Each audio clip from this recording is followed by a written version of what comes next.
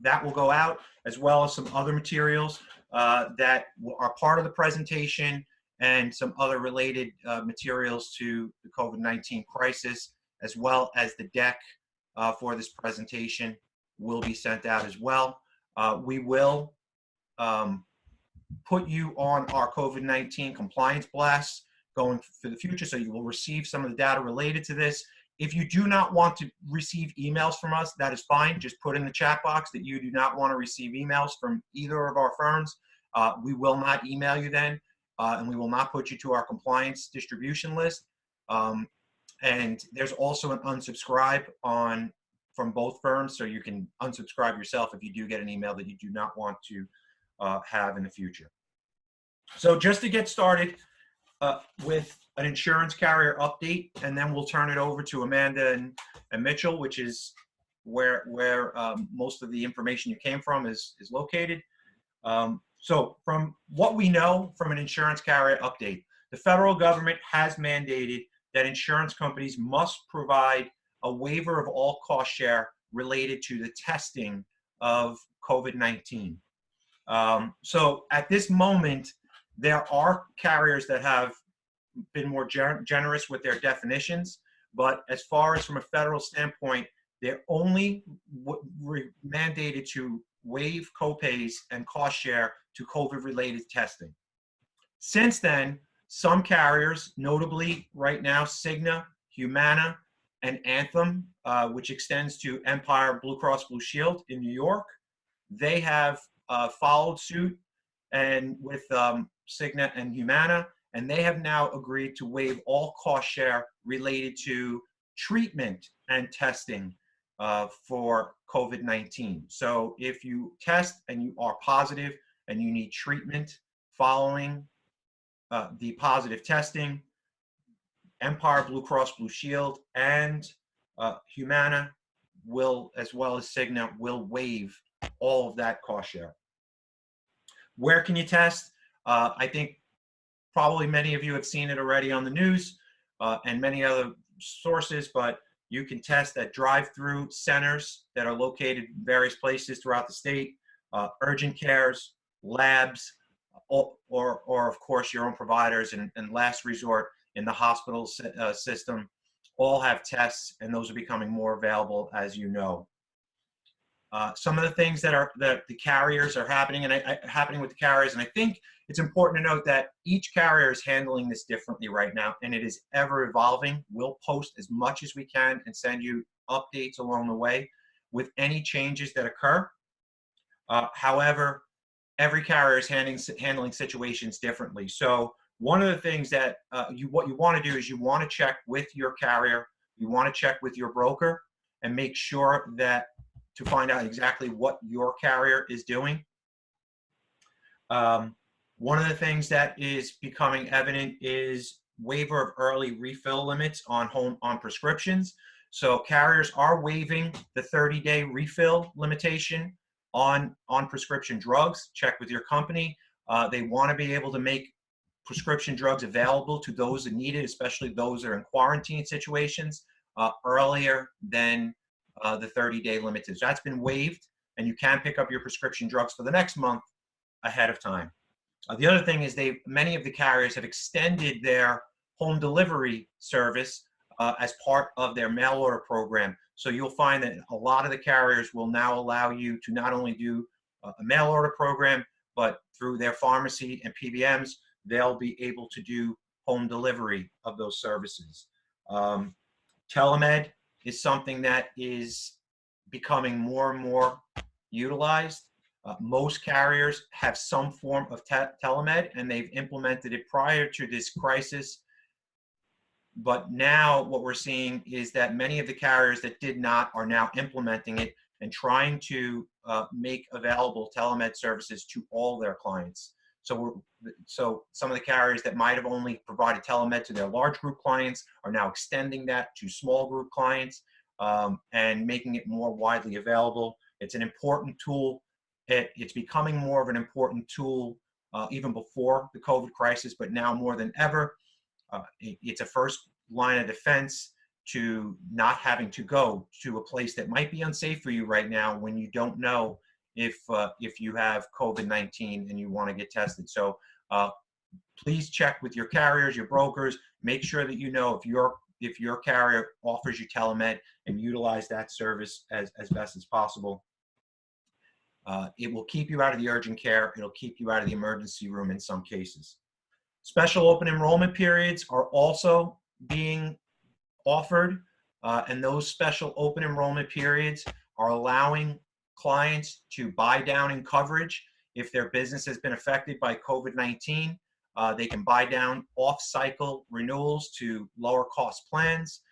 They can also allow employees that might have had spouses, that might have participated in their spouses covered prior, and now their spouse has been laid off temporarily or permanently, and they are waiving open enrollment rules so that those participants and employees can now join the plan at any time.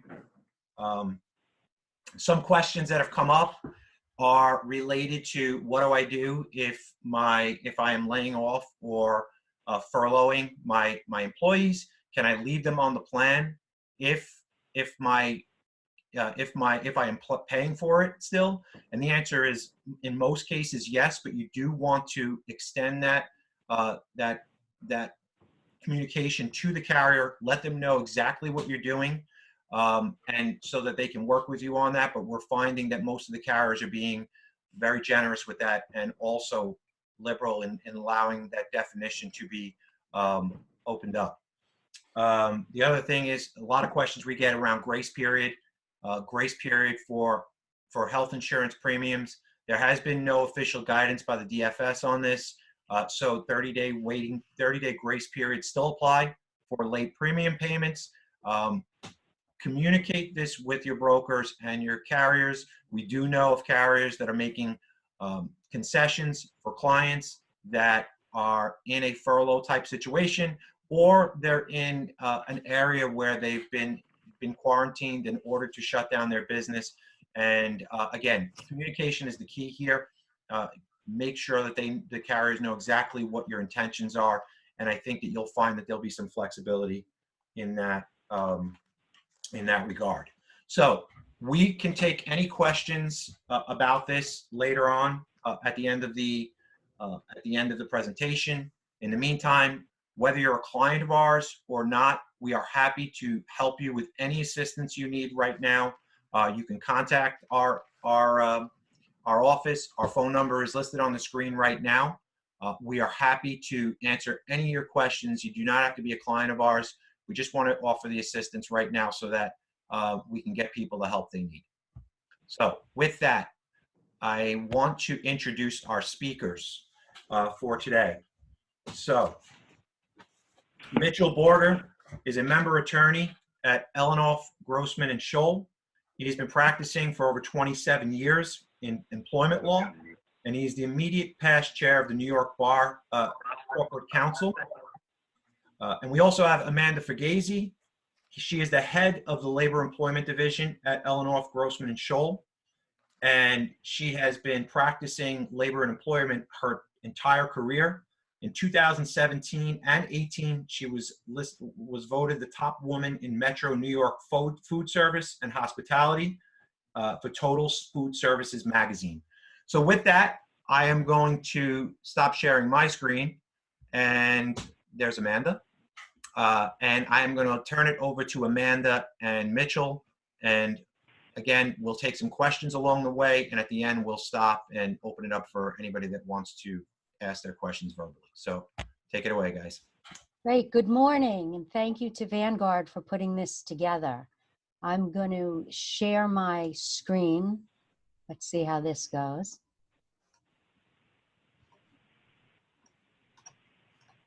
Can you see it? Yep. Okay, great.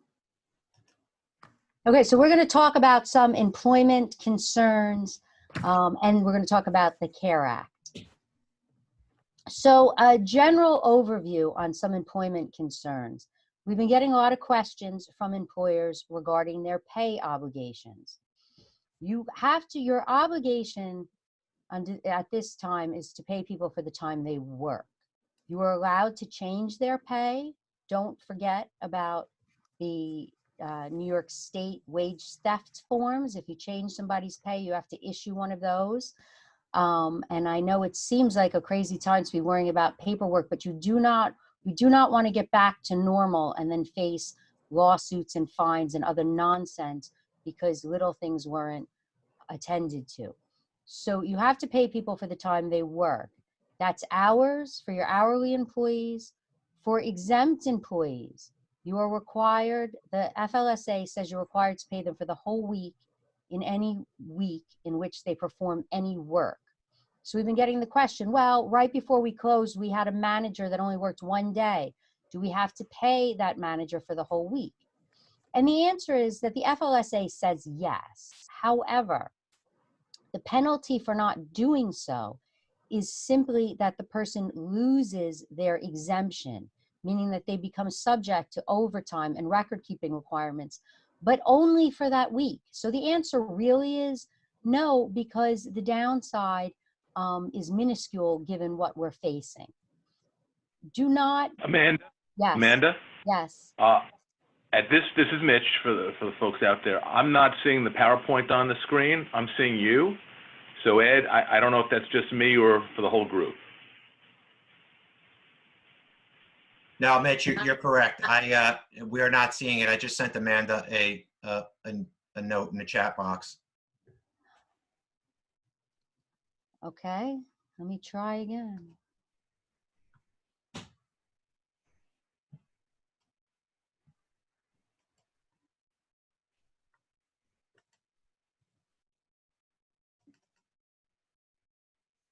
There you go. Now okay, that's good. Thank you.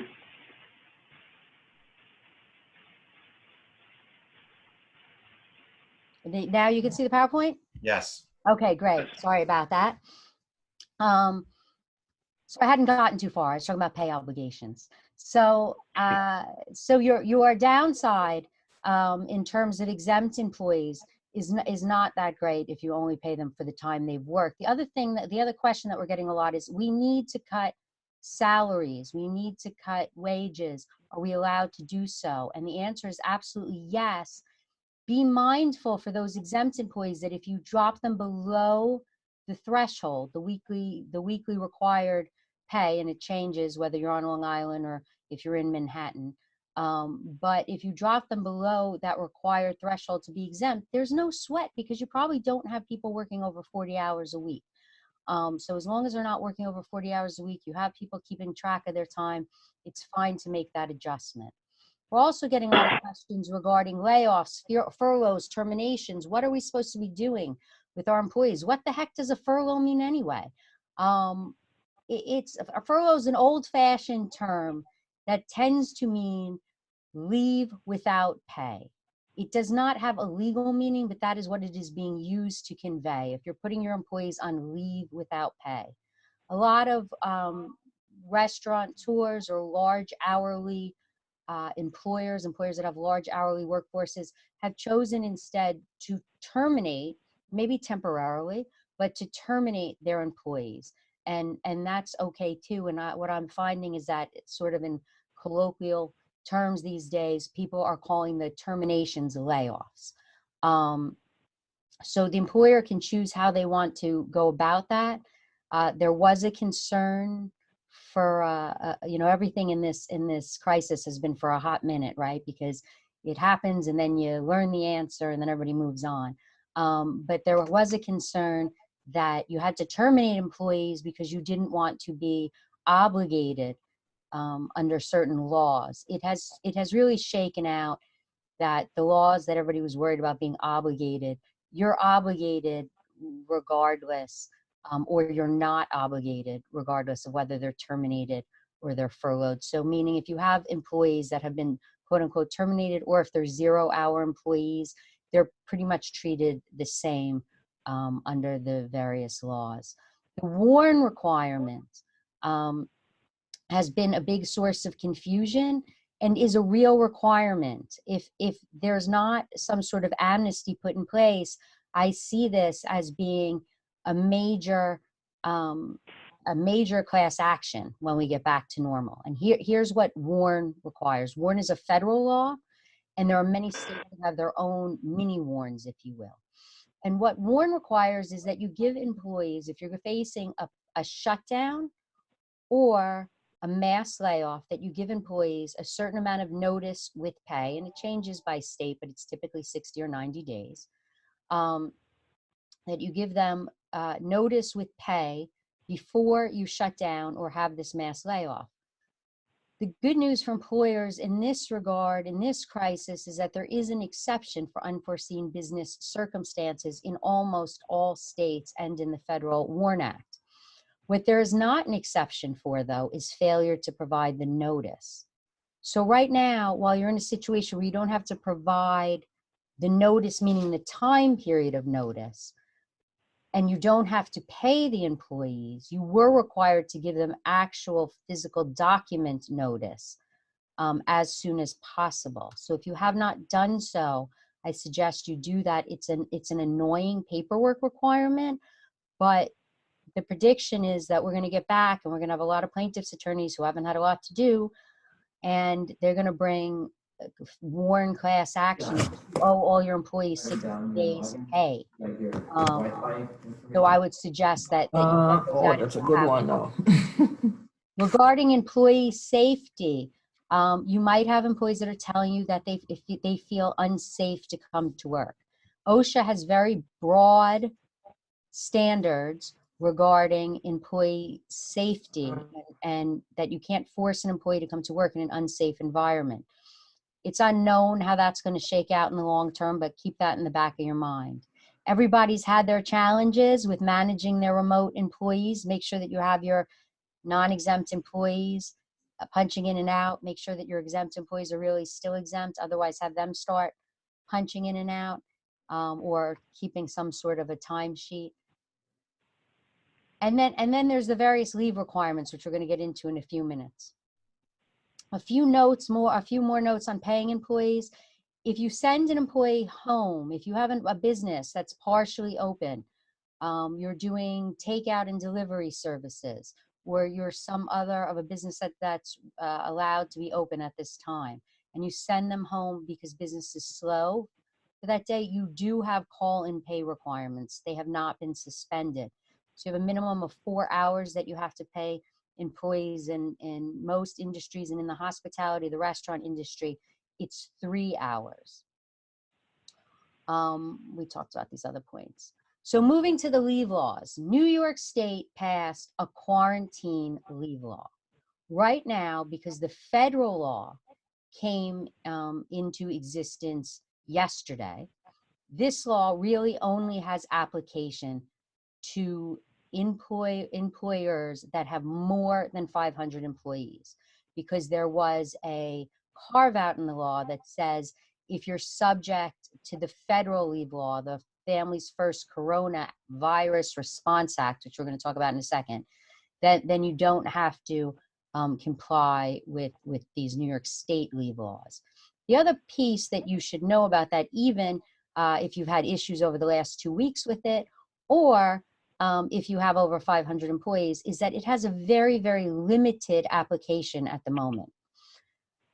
The individual who wants the leave has to have an actual personal order of quarantine or isolation. And there's been a misconception that these sort of general orders that are being issued by the governor or by the president are the orders that are required, and that in fact is not the case. It started with when people started getting sick in New Rochelle, and they were all getting issued individual orders. While as the emergency has persisted and more people are being quarantined for different or isolated, they haven't been able to keep up with these individual orders. So they haven't put a fix in, but you do not have to provide this paid leave unless the person has an individual order. The good news, federal law or not, is that the part that still applies to everybody is that the state has enhanced the disability benefits and has enhanced the paid family leave benefits. So if you have an employee who says to you, I need help filling out this form for my paid family leave benefits, or they say to you, I need to take care of my child or my husband or my parents or whoever who have the disease, I'm sorry, who have the virus, or they themselves have it and they need disability, help them get on the disability or the paid family leave, because it's I think you probably know that it used to be like $172 for disability benefits, and now it's many, many times that. So you want to try to help your employees get on those two programs if you can. Do we have any questions on the New York State quarantine leave law? Ed, you're muted.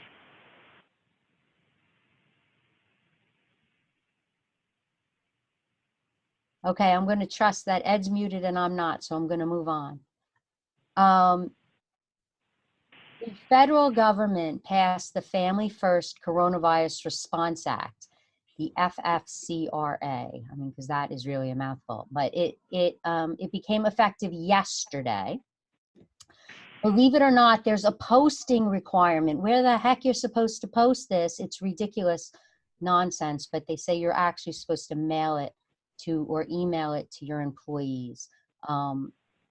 Private employers that employ 500 or less employees must provide 80 hours of emergency paid sick leave for COVID-related reasons, and it also expands the FMLA. The 80 hours, though, and we're going to talk about this in a second, does not mean that you have to pay the 80 hours at your own regular sick leave time. There's a cap on it.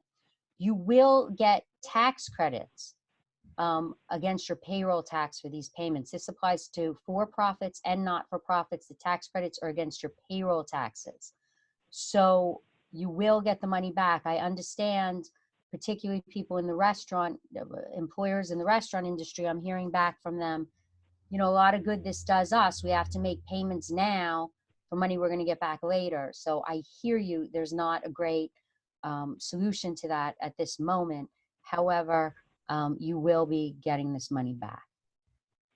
So if an employee is unable to work for any of the following reasons, the employee is entitled to paid sick leave at their regular rate, but it gets capped at $511 a day. So you never have to pay any employee for the emergency sick leave more than $5,110.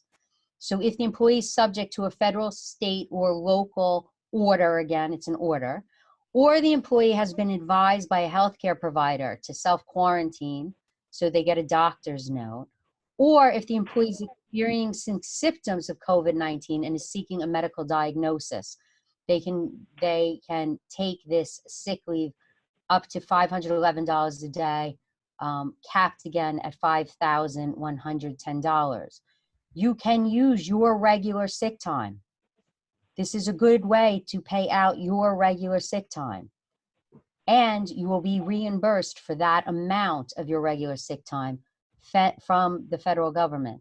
So you need to keep very good records from yesterday going forward about why and when employees are getting paid their sick time, because you will get reimbursed this amount. If an employee is unable to work for these reasons, the employee gets paid sick leave at 2/3 their regular rate, and this part is capped at $2,000.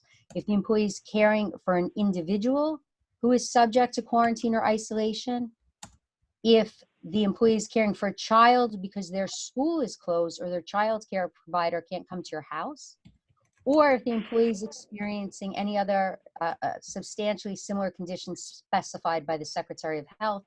We don't know exactly what that means, the third bullet, it's yet to be expanded upon. But as you can see, particularly bullet number 2 applies very, very broadly, that people should get paid this extra $200. And again, you may use your regular sick time, and as long as you document this appropriately, you should be able to take that piece as a tax credit. Also, Amanda, can I stop you for a second there? We don't have any questions in the chat box, but I do have a hand raised. It's only one, so I'm thinking we'll unmute that person, let them ask the question, and then move on. Sure. Should I finish under the Yeah, why don't we do that? Family first, in case we Yep. answer that question, Sure. then we'll pause. Yep. Okay, the Family First also provides for emergency FMLA expansion. It gives you a new reason to take FMLA. And that new reason is if you're home because your kids are home. If you're home because the child's school or place of care is closed, or your nanny or child care provider can't come to your house because of the current public health emergency, you get 12 weeks of job protected leave. Their employers are only eligible for this if employees are only eligible for this if they work for their employer for at least 30 days. The first 10 days you can get that emergency sick leave that we talked about. So the first 10 days are unpaid under this program, but you're supposed to substitute it with that emergency available PTO. And after 10 days, they get paid at 2/3 their regular rate for hours they would have otherwise worked, capped at $10 a day, but for 10,000 in the aggregate.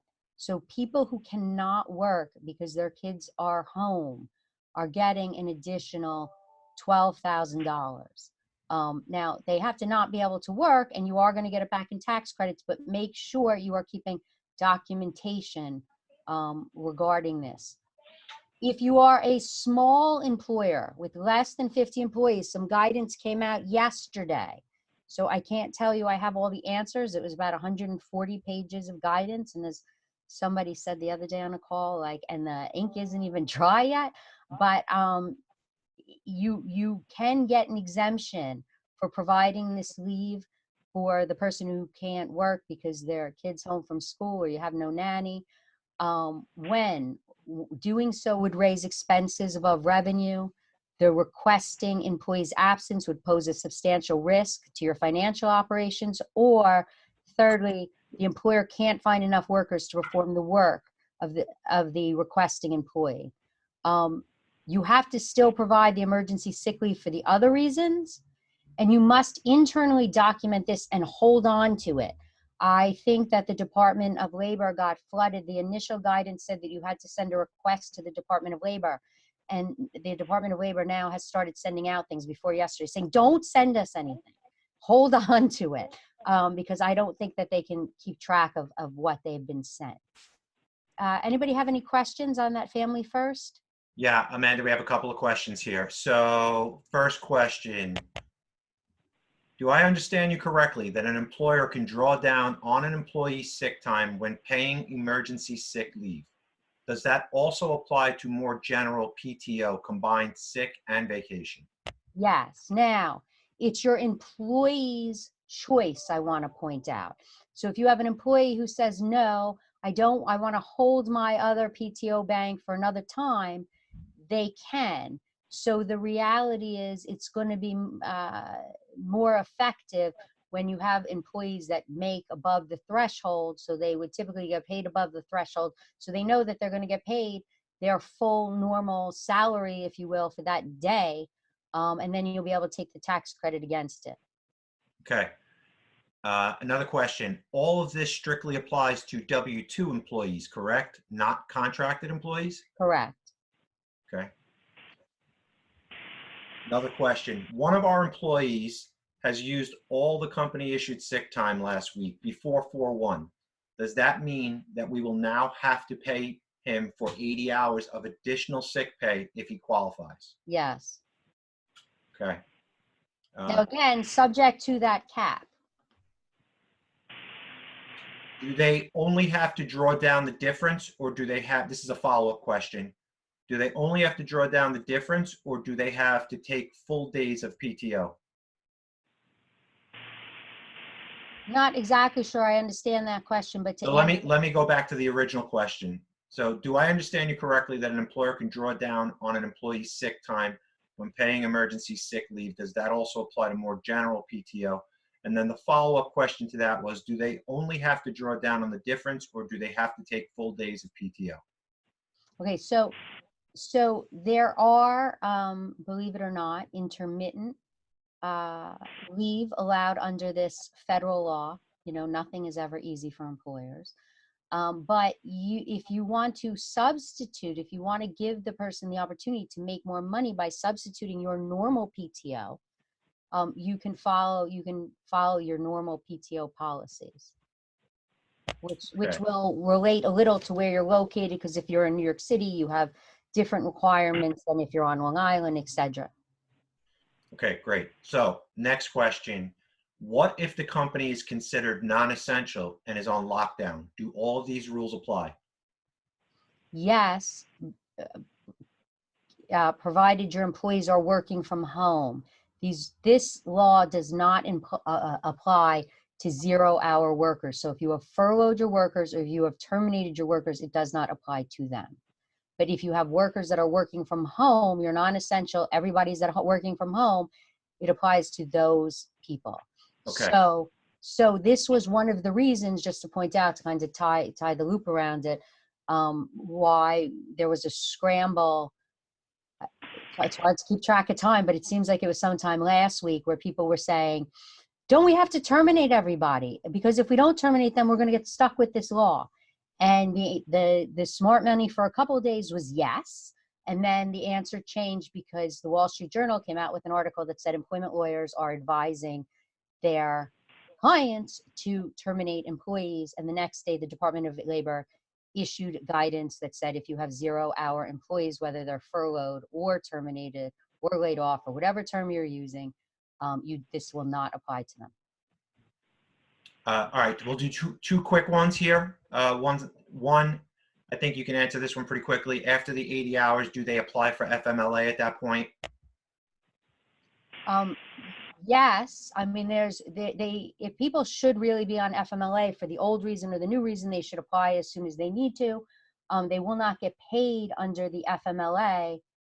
So FMLA should start like day one, but they won't get paid under the FMLA pay until 10 days into it. So the first 10 days get paid from the emergency sick leave.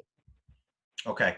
I know we have a lot of questions here, but I want, in the essence of time, let's move on. Okay, yeah, because we want to make sure we get to everything with the CARES Act. Yeah. So I have one more point, and then I'm going to turn it over to Mitch. I want to talk a little bit about rent relief, because I know that this has been a big question with a lot of small business owners. So on March 7th, New York State issued a moratorium on enforcement of evictions and foreclosures. It relates to both residential and commercial tenants and residential and commercial properties. You can read the text there on the slide, but the important thing to know is it does not excuse payment of rent or other amounts that may be due under a lease or a mortgage. The CARES Act, which I'm going to turn over for Mitch to talk about in one moment, the CARES Act does provide for forbearance of residential rents or mortgages, but that's only residential. And it's, again, not a forgiveness. So there has been no rent forgiveness. There is a bill pending in the Senate that will provide some amount of rent relief, direct rent relief, to restaurants and to some other businesses, but it's pending. I mean, I don't know whether it'll become law or what. I know it's highly supported by the various restaurant associations, but we're yet to see what will happen about that. Okay, so with that, I'm going to turn it over to my partner, Mitch Borger, who's going to talk about the federal CARES stimulus relief. Thank you, Amanda, and good morning, everyone. So I'll walk you through the federal CARES stimulus relief package. We're going to talk about the Paycheck Protection Program, and I'll probably spend the most time on that. Employee Retention Tax Credit, and you can use that if you don't get a Paycheck Protection Program loan, some tax benefits, an Economic Injury Disaster Loan, which is a special SBA loan, and they've issued one for the coronavirus pandemic. There are some recovery rebates on unemployment insurance, and Amanda just touched upon the forbearance of the residential rents and mortgages. So let's talk about the Paycheck Protection Program. Look, here in an overview is sort of what Congress is trying to do. They want to be able to give businesses with 500 or less employees, and there's an exception for restaurants, and it's 500 or less per restaurants and hotels, and the exception is 500 or less per location. The concept is they want to be able to give a loan to the employer that will pay 8 weeks worth of wages to their employees to keep them employed for these 8 weeks, plus an additional 25% for rent, mortgages, utilities, employee benefits, things like that. And if you do that, if you keep your people employed, they will forgive the loan. So that's what the concept is. If you either can't get the loan forgiven or you can't get all of it forgiven, what will happen is it converts into a 2-year loan. Repayment doesn't begin until January of next year at a low interest rate of 0.5%. That's the quick overview. I'll walk you through this in a little bit more detail.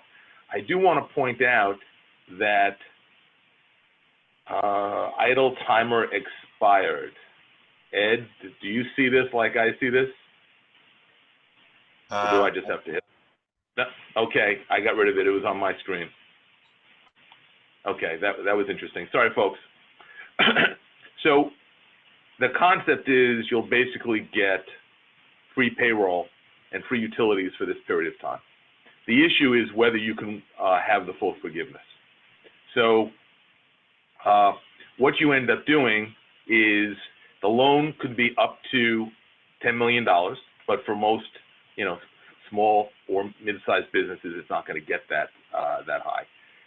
You're going to take the average total monthly payments for payroll costs, and these are going to be wages, but they're going to exclude compensation for employees of more than $100,000 a year. Now, I want to just stop there for a second.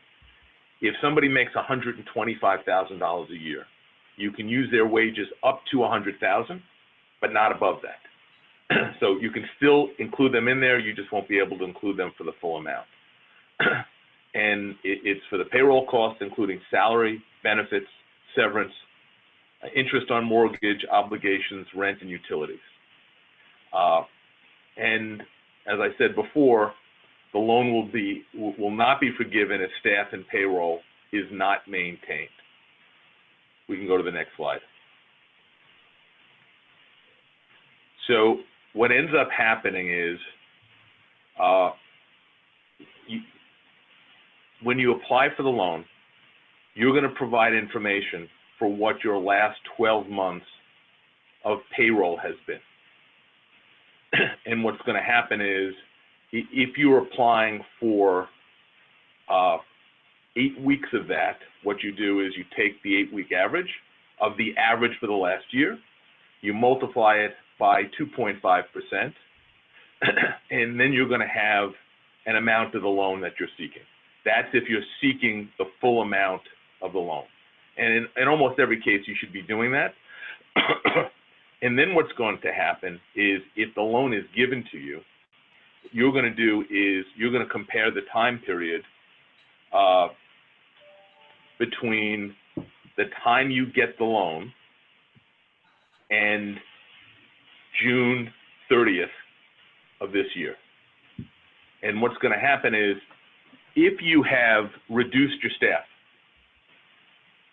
you have until June 30th to bring them back.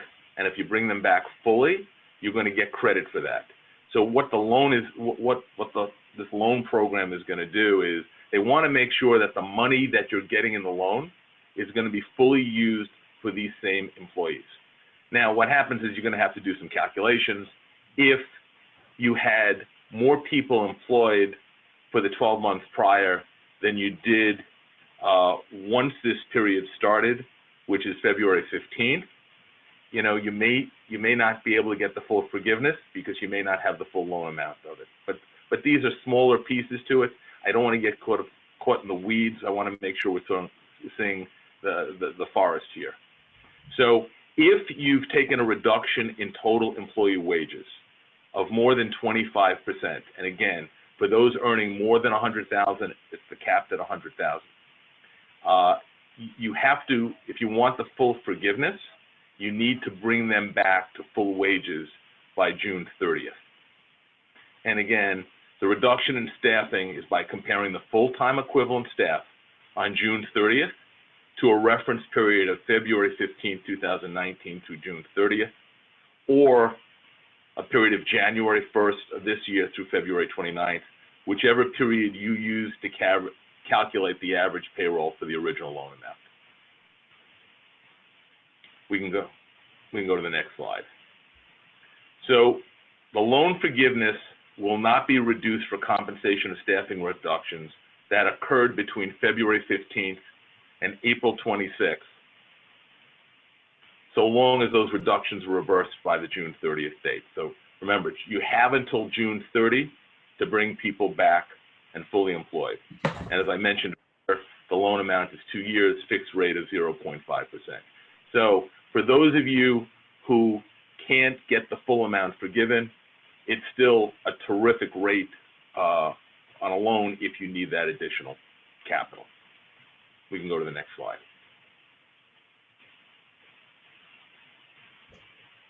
Now let's talk for a few minutes about the Employee Retention Tax Credit. Mitchell, you want to stop and take a couple of questions on the payroll protection program first? Happy to. Yeah. So a couple of questions there in the chat box. Does the PPP allow for 1099 independent contractors to be included in this amount, and if they Yes. will continue to be employed throughout? Yes, it does. And does this the independent contractor 1099 is included in the definition of the law for payroll costs. And does this mean to pay people even if they are not able to work remote in non-essential capacity? Yes, this gives you the option to pay people for not working, and especially if either you think that's the right thing to do, or if you have people that you don't want to lose, that you want to keep and be able to bring back at the end of the period, and if you have no work, yes, you can do that. A couple other good questions here. If you own several companies, do you lump in all the payrolls? It's based on the EI-9 information. So if you have different EI-9s, you can probably apply for different loans. There's an issue of affiliated organizations, and it's a fairly detailed explanation that basically says the SBA can decide whether you can do it or not. So I don't want to get bogged down in that. But if you have different companies that are not necessarily affiliated with each other, then yes, you can. Okay. We're a nonprofit based on the school year, so 6:30 is when our staff naturally falls off until the fall. Would there be any way for us to still qualify, or is it essentially a lost cause? Well, if your staff is still working, so here's the thing. The concept is to pay people before June 30th, to pay them during the 8 weeks after you get the loan. So if you get the loan, and quite frankly, people can apply for the loan as early as tomorrow. That assumes your financial institution is ready and the SBA is ready. But the SBA has said they should be able to start by April 3rd. So if you're able to get a loan before the end of April, you're going to have May and June for those 8 weeks, and you're going to be able to use that. If you don't get the loan till later, you can still use it up for the period up until June 30th. So if you're going to apply for this loan, apply early. Got it. All right. What if you don't get the loan until June 30th? What period does it use to reference? Well, the way the law is currently set up and the initial regs is that you have to bring people back by June 30th. So let me just say this. There are a lot of unknowns with hypotheticals. That's a great question, by the way. I think what's going to happen is the Department of the Treasury is going to continue. They've been mandated to issue regulations within 30 days. They had some initial information out 2 days ago. They're going to continue to issue this. The other piece is Congress passed this with the intent of trying to get Americans' business and employees through this pandemic time period. When they first started talking about this, and Senator Rubio put this together, they weren't thinking we're going to go and be closed down past June 30th. I suspect that if that continues, Congress is going to go in with a fourth stimulus bill. They're going to make some corrections to this, or the Department of Treasury will have some regulations that deal with it. So my suggestion is apply for the loan. There's no fee to apply. There's no fee to get the loan. That's the beauty of this. So outside of the time you put in to put this together, you can always at the last moment decide either no, I don't want to take it, or try to extend the date of origination. And during this period of time, we'll see how this plays out. All right, a couple of more quick ones. So many great questions here.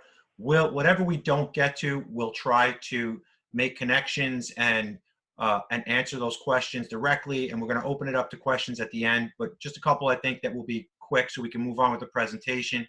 Can you apply for both the PPP and the EIDL? Yes, great question.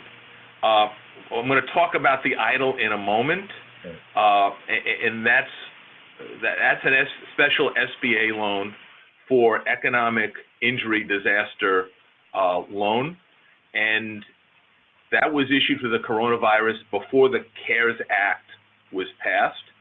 And with the EIDL loan, you can get a grant of $10,000. If you get the grant of $10,000, that doesn't have to be forgiven, and you get the PPP, okay, the $10,000 will ultimately be forgiven. You can get both loans, but you can't have them both forgiven. What may end up happening is if you need cash quickly, and by the way, the EIDL loan, if you have any line of credit available, you are not eligible for the EIDL loan. If you don't have a line of credit, you can apply for that and also apply for the Paycheck Protection Program loan, and then you can conceivably merge them into one loan, especially since the PPP loan is half of 1%. It has a shorter duration to pay back if it's not all forgiven. That may have been more information than you needed, but I hope that answered the question. Yep, we'll do one or two more. Can the calendar 2019 be used to calculate the average employee count? Yes.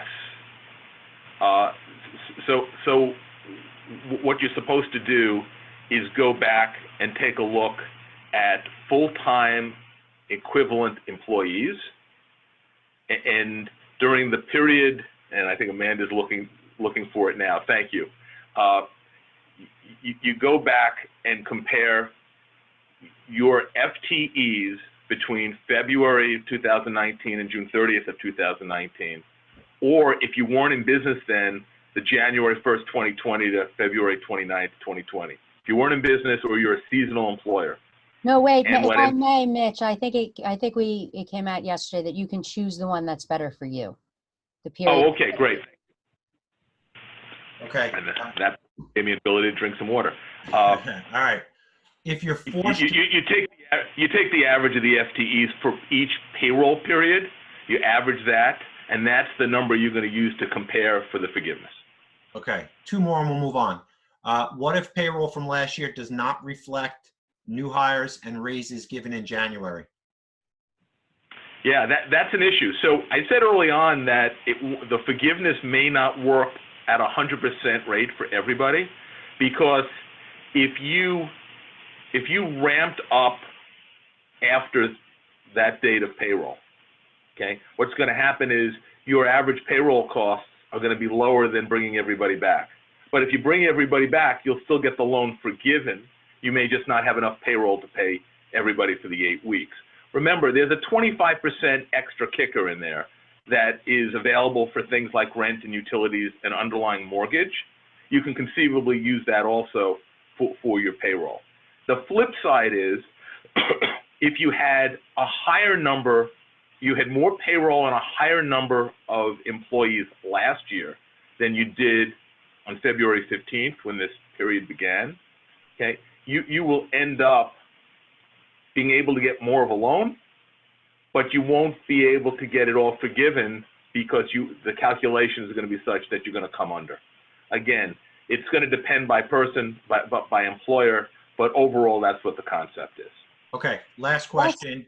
Also, if I Amanda, can, you just let wanna me say add something to that, which is, I think that that's part of the brains in this plan, is that the interest rate is really low and there is no penalty for prepayment. So it's sort of recognized that this is not going to be perfect. Not every dime is going to be forgiven on people's loans. But what you're stuck with after you do it, you can either pay it back, you can hold it segregated in a different account and be ready to pay back what you're not forgiven, or you use it and it's, you know, half a percentage point. And on top of that, if you pay it back by December 31st, there's no repayment penalty. Right. So you can take the extra cash, just be smart about, you know, what you're using it for, and if you don't need it, you pay it back, or you use it at the low interest rate. Exactly. Okay, two things and one last question. One, we are recording this meeting and we will do our best to make this available to everyone via our website. And then also we will be sending out this deck so everybody will get a copy of this. And the last question is, if you're forced to be closed now, like a restaurant, is there any point in taking the loan until you reopen? Well, yes. So you can take the loan, and again, if you don't use it, you can pay it back by December 31st, and there's no penalty. Or you can have the money if it's not forgiven, and still have, as Amanda mentioned, you know, the cheap cash flow. However, if you take it and you don't reopen by June 30th, again, if the Department of Treasury issues regulations, or if Congress goes in and revises the law, you'll have the money, and then you'll have an extended date to use it by. So I believe Amanda and I are of the same mind with this. Outside of the time to put in to apply for the loan and get involved with your bankers, okay? And it's going to take a little bit of time to pull it together, but as loans go, it's not terrible. Once you do that, there's no downside. You can always put off the loan origination date or take it and just not use it. So right now, how it's structured, as Mitch said, is that you have 8 weeks. It's the 8-week period after you get your loan that your payroll and some of your other expenses are quote unquote forgiven if you pay for them with the loan. But when they passed this, the mindset was that the country would be back. We'd be back full up and running by June 30th. I think everybody knows that that's probably unlikely at this point. So there is a lot of talk, and I think at this minute, again, everything changes minute to minute right now, but this minute the smart money is on. There will be an extension of these dates.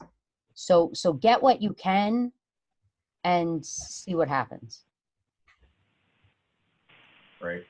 Okay, so why don't we move on? Let me just do this. Anne Marie just threw out a question about is sole proprietorships. If you're the only employee, yes, you would qualify for the loan to pay yourself the 8 weeks, provided your salary wasn't above $100,000. Or up to 100, you can pay yourself.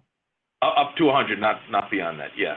But Okay. there is a big wrinkle, and I know that we have accountants on the phone. I don't know if we have other lawyers on the phone. There is a big question mark right now that if you are a K-1 partner, not a fixed income partner that happens to get a K-1, but a true equity partner in your firm without guaranteed income, how will this apply to you? And it is unknown. As of we researched the heck out of it. It was unknown, and then there was an article that showed up in Forbes yesterday saying it is unknown. So we don't know how this applies to law firm partners, accounting partners, etc. Okay, let me move forward. The employee retention tax credit, it's a refundable payroll tax credit of 50% of qualified wages per employee between the March 12th, 2020 and January of 2021. Available for taxes owed for any calendar quarter in which the employer was forced to fully or partially close or has a reduction of gross revenues. Now, employers with more than 100 employees, only wages paid for work are eligible for the credit. employers with 100 or fewer employees, all wages paid qualify for the credit. Now, here's the thing, here's the rub. Businesses receiving the SBA 7A loan through the Paycheck Protection Program are not eligible for this retention tax credit. So, just FYI. Some of the tax benefits: postponement of payment of the employer's share of Social Security taxes due after March 27th until January 1st.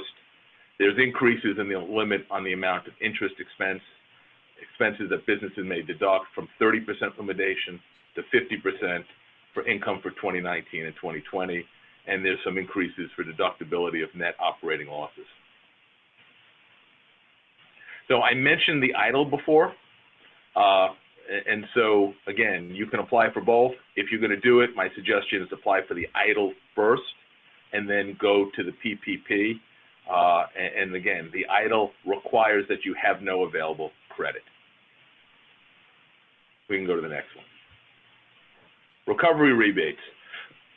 Individuals are allowed a credit against income taxes they owe for 2020 based on annual income, and it's going to be the $1,200 for individuals and $2,400 for joint return, and the $500 qualifying child. So if you ever wondered whether you should have had more children, that's the incentive. I'm sorry, couldn't resist. Unemployment insurance. So there's a special program because of the pandemic, and benefits are, it provides the benefits to those who are not eligible under state unemployment programs if they're unemployed because of the COVID-19 related circumstances. And these additional benefits for those already eligible for unemployment benefits under state law, individuals receive an additional $600 a week, and the federal government will fund up to 13 weeks of additional unemployment if still unemployed after exhausting the state's 26-week limit. And in this case, unemployment insurance can be greater than the regular average pay. So while I don't want to open up a Pandora's box, there are people sitting home who have been furloughed or terminated, and with this can make more not working than working. But again, that's a conversation for another day. Yeah, if I could just add to that, two points on this. We get the question every day still, do I have to terminate my employees for them to get unemployment? And the answer is no. Your employees who are on 0 hours or significantly reduced hours in New York State are entitled to unemployment. They do not need to be quote unquote terminated. Two, unfortunately, this week, we've been getting a lot of questions about employees who are refusing to come to work or asking to be laid off. They're saying, why do I have to come in? I fear, I understand I'm an essential worker, but I don't want to have to work when I can stay home and make more on unemployment. And I think that in those circumstances, employers need to remind the employee that they're not eligible for unemployment if there's work available to them and they're able to do it. Physically, they're not otherwise fit or fall under one of the laws. Yeah, thanks, Amanda. And let me just add to that. So if you don't have enough work for everybody and you're trying to determine sort of who stays home and gets more money under unemployment and who comes to work, you should consider what the essential needs are for the business. And number two, if all things are equal, consider a rotating way to do it. What you don't want to have to do is have to defend yourself later on and say the decision you made was based on discriminatory reasons. I think nowadays that's the least people are thinking about, but after this is all over and we come to the other side, people will also be seeing plaintiffs' employment lawyers. We can go to the next slide. Okay, I should have called this slide practical steps that you should take now. I realize that I misnamed this. It's calling it practical implications, but these are things we suggest you do now. Yeah, you can take it, Amanda, if you like. Yeah, we want you to be in touch with your bank about the status of your PPP application. Go to your own banker. We heard very good counsel the other day from a banker Ed had on a different webinar who said, there's a long line and it's forming already. And while of course, their customer service is to say everybody's going to get attended to. The ones who are your clients are going to get attended to first. So get in touch now with your banker. Go to your own banker. We don't know when the money is actually going to start flowing. SBA loans tend to have a 6-week waiting period. They promise that this is going to be faster. I mean, of course, this is supposed to somehow be applied for by tomorrow. You're supposed to get the money. You're supposed to use it all. And it's all supposed to be forgiven by June 30th. I mean, I don't know how that's going to work out, but get moving on it. File for the EIDL loan now. If you'd like one, it's up, it's on the SBA website. And don't forget, you get this $10,000 grant that Mitch mentioned. So the EIDL loan goes up to $2 million. You have to not have other available credit or line of credit to, but if you don't, the loan goes up to $2 million. And yes, this one has some personal guarantees and the like, where the PPP does not. But even if you get rejected for the loan, you get $10,000 and you don't have to pay it back. So I'm dying to see how this works in real life, because it seems too good to be true, but that is what it says.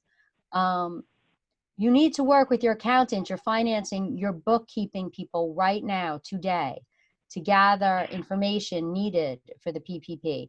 And we have a long list of what we think you should be gathering that we are happy to share with you. I think Ed said that we're going to send it out after this call is over, and we'll do that. But it's not as Mitch said, it's lighter than maybe in other circumstances, but it's not an insignificant list. There is a application on the SBA website. The problem is we think that that's the SBA's recommended application, but it's still the banks that are supposed to be processing these things. So the banks themselves, your lender may have a different application. So the idea is to call your bank, see what they got, get online with your bank, at least have them thinking about you, and gather up all these documents and be ready to roll, because they say that they're going to start taking applications tomorrow. I don't want to make a frenzy or make an outside concern, because I'm not sure if this is a real threat or not, but people are saying, look, it's not an unlimited amount of money that was put into this program. It's a lot, 300 some odd billion, but it's not unlimited. So you don't want to be left out in the cold. You got to get your application in. Let me just mention this. I saw Lee's chat question about, am I sure that you need to have exhausted your line of credit for the EIDL loan? So here's the interesting thing. If you go on the SBA site for the loan, it doesn't mention that. But if you go to the SBA's announcement of the EIDL program for the coronavirus pandemic, it does mention that. So if you think you want to try for the EIDL and you have credit, apply or call their service center, and maybe they've changed their mind, but that's how it was at least initially set up. Right. All right, so we'll open it up to questions right now. I'll take some in the chat box. We can even take a few live questions, so you can simply click the hand raise and we'll get to as many as possible.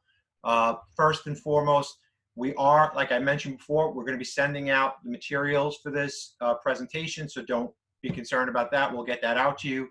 Again, if you would not like us to contact you by email, either Amanda or our firm, just type it in the chat box. We'll make sure you don't get any emails from us, and you can always unsubscribe from our compliance blast.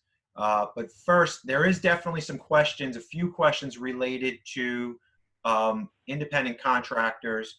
I see some questions related to the fact that does the independent contractor need an EIN number? And I guess what we're meaning by that is, let's say you have a person who has various 1099s and they file a Schedule C, but they file it under their or their spouse social security number. Is that allowable in this equation? The law doesn't talk about that.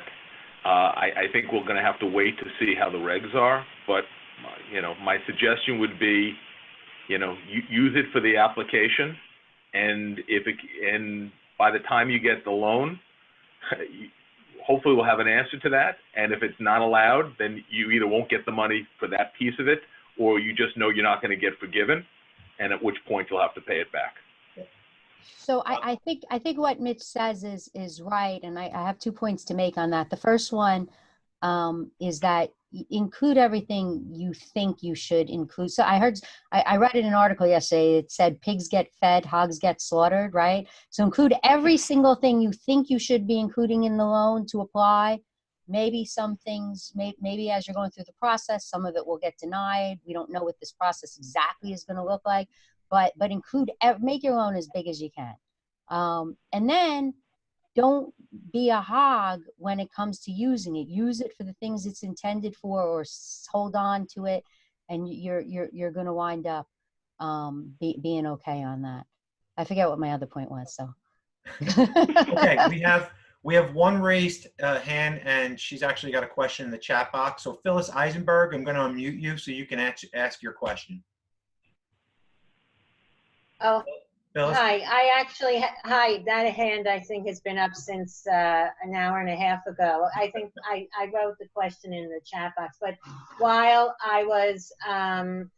you guys were on, I just happened to call TD Bank, which is our bank, and they are just as an FYI, they're taking names of the companies and email addresses, and they said they don't have the applications yet, and when everything is ready, they'll email us. So that's for the PPP one. great. So I just want. Yeah, I can weigh in on that because I've had conversations with several bankers this week, and I think Amanda mentioned it before as well. Pretty much most of the banks right now have not gotten their applications out as of yet, but their intention is within the next day or so. I did get an application. I did see that BNB Bank had sent out their applications yesterday, and I would assume that most of them will follow suit in the next day or so. So just keep checking with your bank. But on that, the only question I have, since the new one is based for the salaries. He mentioned something about an eight-week period. So it's the 8 weeks average of the prior to this, or at this time last year? I was a little confused what you were saying, Mitch. I think it was whoever was speaking. Okay, thank you, Phyllis. Yeah, sorry, Phyllis. Let me try to clarify. There are two pieces. There are more than two pieces, but the two pieces I want to talk about first is when you apply for the amount of the loan, what it is you take your payroll costs and you take your average payroll costs for the past year, and you take that from a monthly basis and multiply it by 2.5, and that's the maximum amount you can get. When it comes time to figuring out whether the loan is going to be forgiven, and the loan should be used for the 8 weeks of payroll. That's when we go back to a time period and you compare it to either March 1st, 2019 through June 30th of 2019, or January 1st of this year through February 29th of this year. So you get your choice.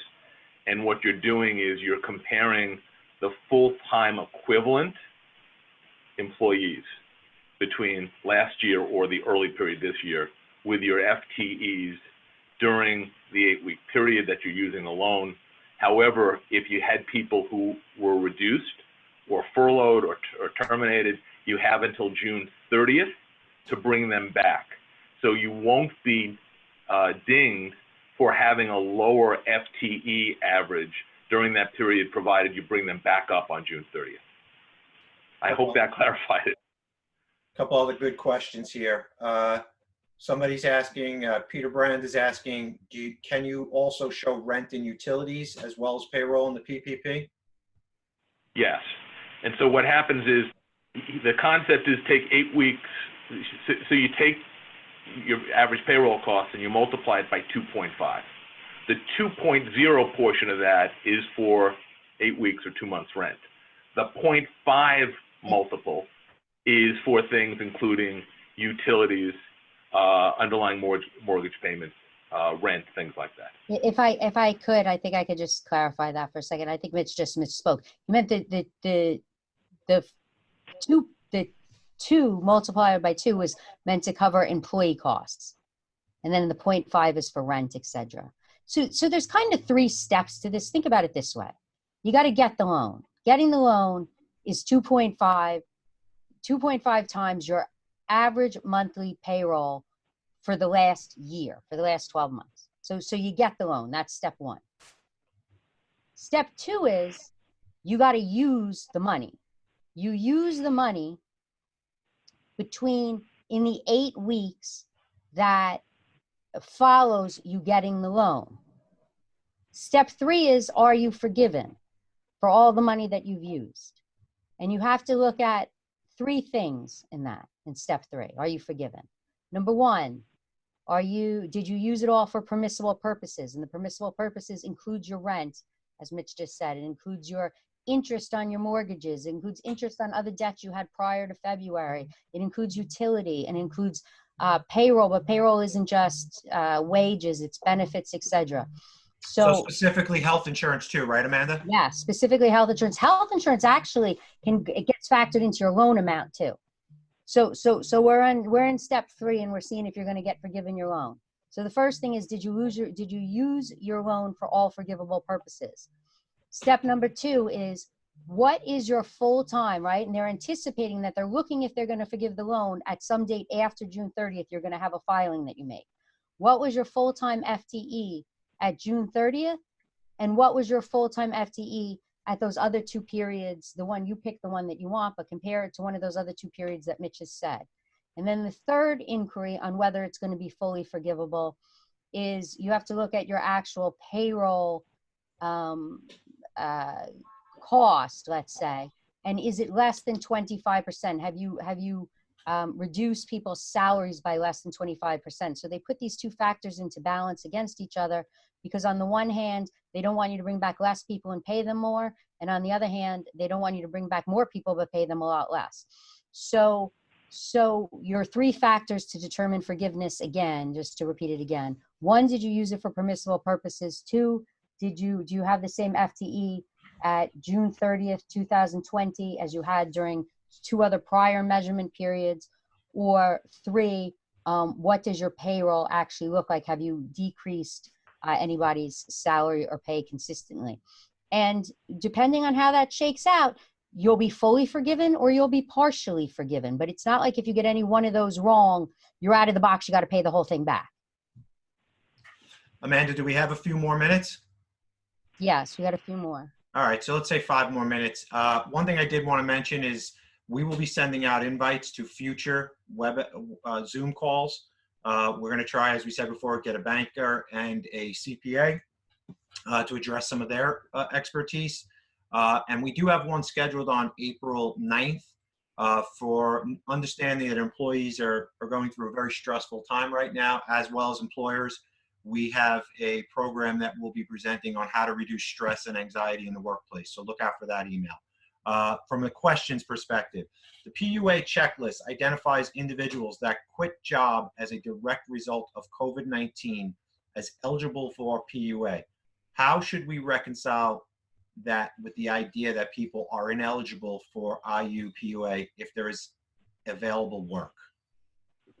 I think it's very hard to do in real life. I think you have to be careful with your messaging to your employees. Mitch, you have a comment on that? I mean, I think it's going to be like next to impossible. Plus, what are you going to do? Spend the rest of your life fighting these unemployment claims? I think you just have to make sure that your employees understand that you believe that they're not eligible should you have available work, and if they are capable of doing that work. Two thoughts to that, Amanda. First off, I think as we go forward, I think the regulators, the unemployment insurance folks at the Department of Labor are going to be very lenient here, and I think that's the direction. I think number 2, that if somebody refuses to come into work when there's work available, I think you should document it.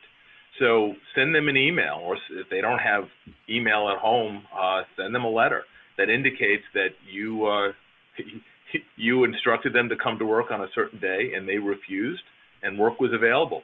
So if you decide to appeal the unemployment benefits that may end up getting issued, you have a contemporaneous documentation trail to indicate what was said, and you can phrase it the way you want, and that documentation always helps.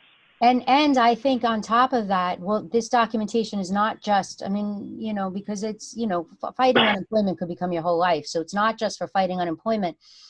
It's, I think it could help you in this PPP process when you have to compare the FTEs. I mean, some of this is yet to be seen, but if people are refusing to work, who you have work for, and you can document it, maybe it won't be held against you when you compare the FTEs when you're looking for forgiveness. And lastly, when you go to rehire, people, you know, I mean, you have to be careful about this, consult your employment lawyer, but when you go to rehire, you know, you're going to hold it against people who refuse to come to work if they didn't have a good reason. And there's lawful ways to work that in. Okay. So if somebody is rotating their staff 1 week on, 1 week off, does that enable them to collect unemployment and or PUA benefits for their off weeks? Yes. Okay. Question for the WARN Act. If we give an exempt employee 7 days notice of salary reduction and the 7th day falls in the middle of the pay week, would the reduction apply to the full pay period or only for the half pay period on the next paycheck? That was a complicated question, but I mean, I think that I think we're mixing two different statutes and two different requirements. The simple answer is 1, give the WARN Act as soon as possible. 2, as I said before, under the pay reduction, I wouldn't sweat it that much even with your exempt employees, because the reality is the worst thing that happens is you lose the exemption. And losing the exemption, if you have people working less than 40 hours a week, it doesn't matter. Okay, great. We'll take 1 or 2 more. Just scrolling through here to see if there's anything we missed. We addressed independent contractors already, I believe. Did we? Oh, you know what I wanted to add, Ed? I remember that point that I had forgotten before. On the independent contractor question. In some guidance that I read somewhere I'm telling this to you now, and I believed it to be official, was that you should be counting the 1099s. If you issue a 1099, count them, but count the people that would otherwise be. It was in the SBA guidance that could sort of otherwise be deemed to be part of your workforce. You don't count your vendors, right? So you issue a 1099 to a vendor. Don't count them. You issue 1099 to the individuals who are your consultants, your regular independent contractors, who you're probably misclassifying under the law during regular times. Count them. What about on that note? There's a question here. What happens to a 1099 contract worker who is helping us in internal construction modifications for our factory? Is he entitled to compensation from us? Is he a 1099 of your company or of a different company is really the question. Yeah. And if he's Well, I would say let's assume that they are. Let's assume he's a 1099 of this company, an individual getting a 1099, include him. Okay. And if they're not, do not. If they're a 1099 of a different company, I mean, right. You're 1099 in the company he works for, then they're a vendor. Then you don't include them. Got it. And again, we're giving you, guidance here that's based on the regulations aren't out. So we're working off what we got. There's a question here that came up along the way. It's related to if you have capital in the bank, can you still apply for loans rather than go through your own cash reserves? Mitch? Yeah, yes, absolutely. So the PPP doesn't require no credit.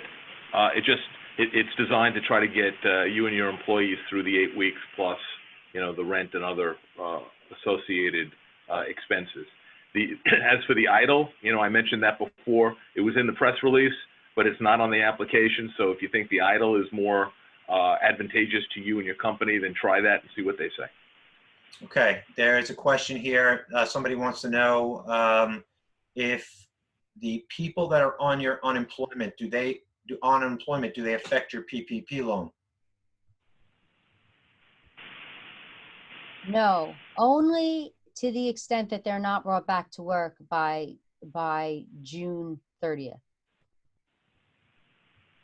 Okay, and do we have to pay employees the sick time under the Federal Family First Act under current stay-at-home provision that the government put in place? Then after we apply for the PPP loan, do we pay the 8-week pay after? I'm sorry, I'm not sure I can exactly follow Yeah, I that think question. it's kind of the question commingles two different things, but I think the gist of it is they're trying to understand if the PPP loan has any effect on the sick pay after when they qualify for the sick pay. So I think that the answer to that is twofold. One is, in terms of the sick pay, you only give it for the reasons that are stated. So the blanket order of working from home is not one of the reasons stated. If somebody can work from home, they're supposed to work. Two is how does the pay for sick time, whether it's covered under the Family First or other type, play into the PPP loan? It'll factor into both your loan amount and what you use for that sort of pay during the 8 weeks will factor into your forgiveness. Okay. Last question. Ed, We've taken up. Ed, I'm sorry. Appreciate it. I have a hard stop that we've Yep. already passed, so. Okay. Amanda, can you take one more question? Yeah, one more question. Okay. I have employees that are displaying symptoms but cannot get to the doctor. Should we pay the 80 hours of sick time on the assumption that they potentially have COVID-19 without medical documentation? Yes, because it's really because it's baked right into the law that employee suspects that they have COVID or they have symptoms of COVID and they're seeking medical treatment. Okay, great. We'll stop there with the questions. Thank you, Mitch. Thank you, Amanda, so much for Thank you. joining us today. Thank you. This was great information. We had a lot of great questions. Thank you all for joining us today. Look out for our follow-ups to this. We'll try to answer some questions. And if anybody wants to be connected to Amanda or Mitch, reach out to us and we will try to facilitate that introduction. So once again, thanks everybody. Stay healthy, stay safe, and we look forward to seeing you all soon in the future and hopefully in person. Have a great day. All right, Ed, thanks. Talk to you soon. Okay, talk to you soon, Amanda. Thanks.